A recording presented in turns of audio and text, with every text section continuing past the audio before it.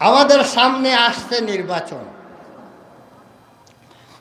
যে বিষয়টা সামনে আসে মুসলমানের প্রত্যেকটা কাজ করতে হইব শরীয়তের নির্ধারিত তরিকা মতো।